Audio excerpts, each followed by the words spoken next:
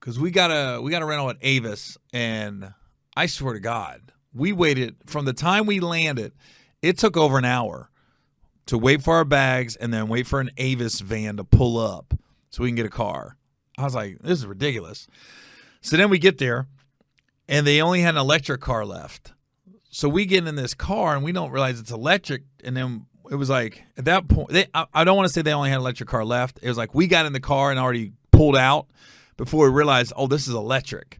And at this point, I was like, we got to get to Palm Springs. It's a 2.5-hour drive with traffic at that point. I was like, we just got to get there. I never drove an electric car for a long length of time. It's a nightmare.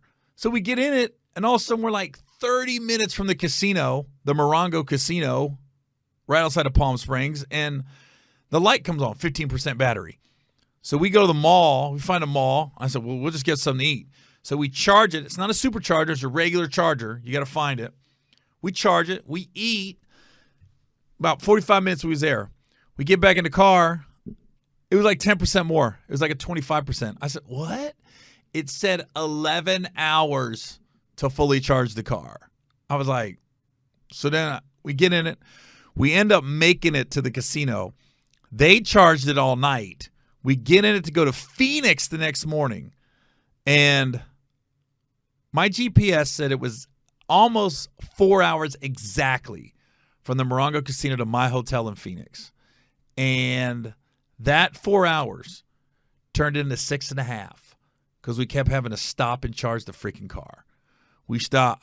You just got to sit there too. You got to hope there's a coffee shop or a gas station or restaurant nearby. And the bad part is the last charge, we was like 10, 15 miles from the football stadium in Arizona. That's why we went to Phoenix to go see a game. And it was like we couldn't make it. We had to stop and just charge and get it up to like 20, 30% so we could get there and make the game. And then after the game, we're going out to eat. We only got like 30 miles till we're dead on empty battery. So we went to the steakhouse to get something to eat. We had to park at a mall and catch an Uber to the steakhouse. It was just a nightmare.